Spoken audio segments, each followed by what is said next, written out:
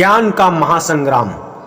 यह ज्ञान हर व्यक्ति नहीं समझ पाएगा, सिर्फ वही लोग समझ पाएंगे जो महाज्ञानी हैं। महाज्ञानी कौन होते हैं और ज्ञानी कौन होते हैं, इनमें बहुत बड़ा भेद है। ज्ञानियों में 3 श्रेणी होती हैं: ज्ञानी, महाज्ञानी, परम तत्व ज्ञानी। इन सब महाज्ञानों से बढ़कर के एक और महाज्ञान होता है, आत्मज्ञान।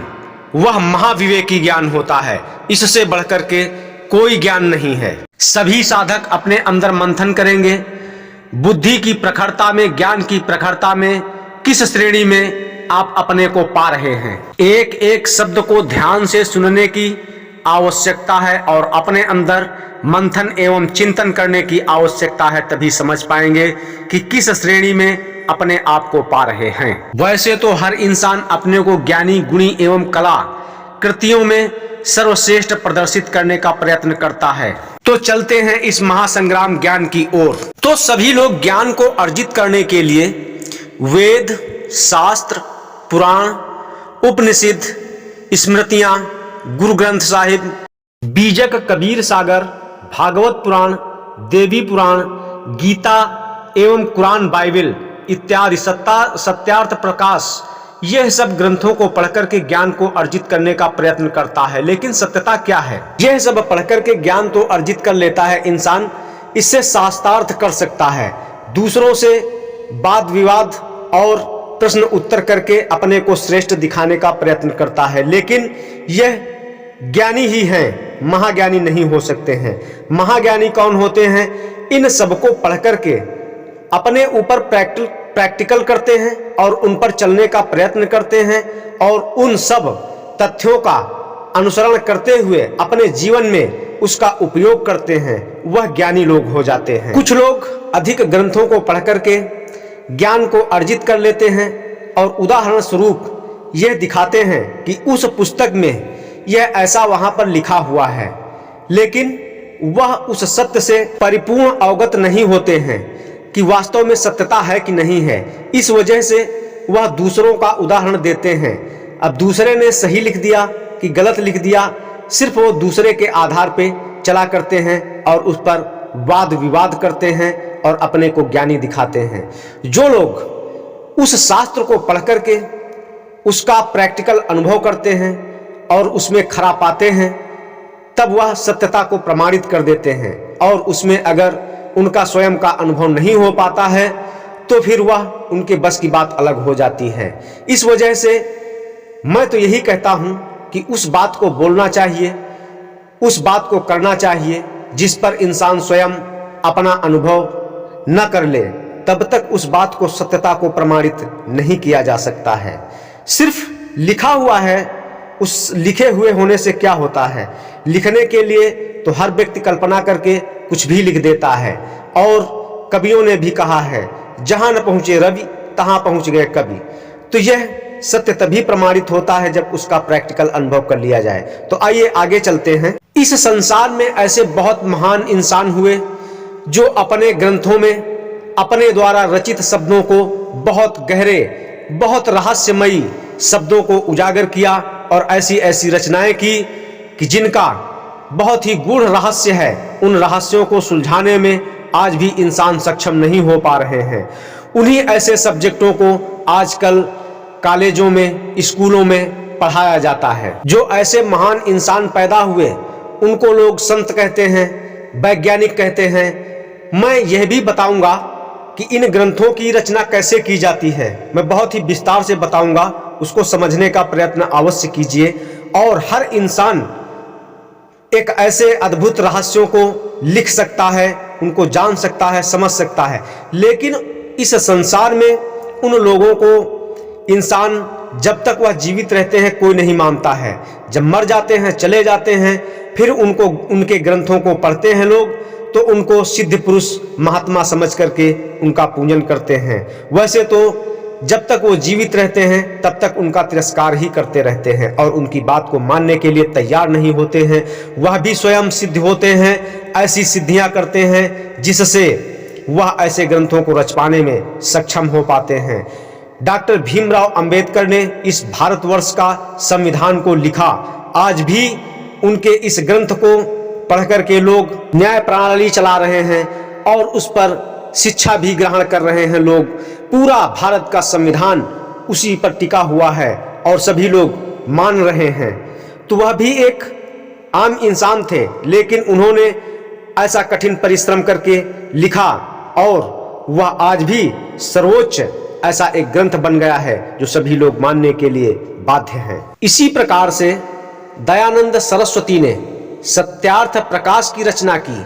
वह भी एक आम इंसान थे, लेकिन वह अपने जीवन में कठिन परिश्रम करके सिद्धियों को हासिल किया और सिद्धियों को हासिल करके जो उनको अनुभव हुआ और जो जीवन में अपने उतारना चाहिए, जिन सूत्रों पर चलना चाहिए, वह उनको अनुभव हुए, वही उन्होंने लिख डाला। यह कैसे अनुभव होते हैं, कैसे लिखना है, यह मैं विस्तार से बताऊंगा। सभी हिंदू सनातन धर्म को मानने वाले रामचरितमानस पर बहुत बड़ा विश्वास करते हैं। रामचरितमानस को श्री तुलसीदास ने रचित किया। अगर श्री तुलसीदास का जीवन चरित्र उठा करके देखते हैं तो वह पहले कैसे थे और अपनी पत्नी के दुत्कार से वह जाकर के सिद्ध पुरुष बनने के लिए तैयार हो गए और उनके अंदर वैराग्य उत्पन्न हुआ और रामचरितमानस को रच डाला, जिससे आज इस संसार में सभी लोग उसको मानते हैं और उसका हवाला देते हैं और उन सभी चौपाइयों का पूजन करते हैं। महर्षि वाल्मीकि को ले लीजिए, उनका पिछला अगर जीवन चरित्र देखते हैं तो उनके जीवन चरित्र में क्या पाते हैं और क्या से क्या बन गए। वह एक महापुरुष संत वाल्मीकि बन गए और उनकी ऐसी एक कृति रचना हो गई कि जो बहुत ही प्रसिद्ध रचना मानी जाती है। वह भी एक आम इंसान थे। इसी प्रकार से हर इंसान एक आम इंसान है। कुछ अगर कर गुजरने के लिए तैयार हो जाता है और कठिन परिश्रम करके सिद्ध शक्तियों को हासिल कर लेता है गुरु के निर्देश में, तो वह एक सिद्ध पुरुष महात्मा संत बन जाता है और लोग मेरे ख्याल से मरने के बाद में ही उनकी पूजा करते हैं और जीवित रहने पर उनका तिरस्कार ही करते हैं। तो मैं तो यही मानता हूं कि यह जितनी जो कुछ रचनाएं हैं उनका उदाहरण देते हुए यदि उन पर अगर प्रैक्टिकल अगर अनुभव करके उनका अपने जीवन में अनुसरण करें और उन पर चलें और एक लक्ष्य बना करके उसका भेदन करने के लिए ऐसी सिद्ध शक्तियों को हासिल करें कि जिससे इस संसार में कुछ अद्भुत कर सकें, अद्भुत रचनाएं कर सकें। यह संभव है। मैं विस्तार से बताऊंगा कि कैसे रचनाएं करनी हैं। लेकिन कुछ ऐसे महान ज्ञानी हैं, वह ज्ञानी ही, उनको महान ज्ञानी ही मैं कहूंगा, सिर्फ शास्त्रों का उदाहरण देते हैं लेकिन उनका प्रैक्टिकल अनुभव कुछ भी नहीं है और धर्मानुगत की बात करते हैं, लेकिन वह वास्तव में कुछ नहीं जानते हैं। सिर्फ दूसरों की बुराई करके अपने को सर्वोच्च दिखाने का प्रयत्न करते हैं, लेकिन उनके अंदर वह सर्वोच्चता होती नहीं है। जो वास्तव में दीनहीन बनकर के अपने को महामूर्ख अज्ञानी मान करके उस परमपिता परमात्मा से या फिर किसी सिद्ध शक्तियों को हासिल करने का प्रयत्न करता है, उनको ही ऐसी सिद्ध शक्तियां प्राप्त होती हैं। अन्यथा जो अपने को ज्ञानी और घमंड दिखा करके अपने को ज्ञानी बनाने का प्रयत्न करता है वह वास्तव में ज्ञानी नहीं होता है, वह तो एक भिखारी होता है। अगर उसके अंदर टिटोलेंगे तो कुछ भी नहीं मिलेगा। अगर कुछ बनना है तो अज्ञान बन करके तभी प्राप्त कर सकते हैं। जैसे खाली घड़ा होता है तो खाली घड़े में ही कुछ आ सकता है, यदि उसके अंदर भरा हुआ है तो क्या आएगा, कुछ नहीं आएगा। यह मानव शरीर विकारों से भरा हुआ है। इन विकारों को खत्म करके अपने अंदर दूसरे के जो वास्तव में संत ऋषि महामुनि या फिर ऐसे महापुरुष हुए उनको शब्दों को पढ़ करके और उन पर चलें और चल करके सिद्ध शक्तियां प्राप्त करें। इस संसार में एक साधारण से साधारण मूर्ख इंसान भी महाज्ञानी बन करके वह आत्मज्ञानी बन जाता है। आत्मज्ञान से बढ़कर के और कोई ज्ञान नहीं। आत्मज्ञान के बारे में मैं पहले बहुत कुछ बता चुका हूं। मैं आत्म आचार्य आजाद सिंह चौहान, ध्रुव टीला, हुरगी गुफा से मैं अब यह बताऊंगा कि यह रचनाएं कृतियां कैसे की जाती हैं।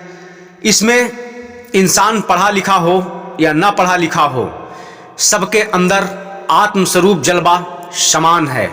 कबीर साहब कुछ भी पढ़े लिखे हुए नहीं थे, लेकिन आज लोग उन्हीं की वाणियों को, उन्हीं के शब्दों को लेकर के पीएचडी कर रहे हैं। सिद्ध शक्तियां किसी को यह नहीं देखती हैं कि पढ़े लिखे हैं या फिर अनपढ़ है। वह तो अपने मनोभावों भावनाओं एवं उन नीति रहस्यों पर कितना खरा और कितना कठिन परिश्रम अपनी इंद्रियों को साध करके रोक करके कितना उन्नति कर रहा है। इसके पहले यह जानेंगे कि प्रथम शास्त्र यानी कि ऋग्वेद की रचना कैसे हुई। उसके बाद में जानेंगे कि स्वयं कृतियों को कैसे रचित कर सकते हैं।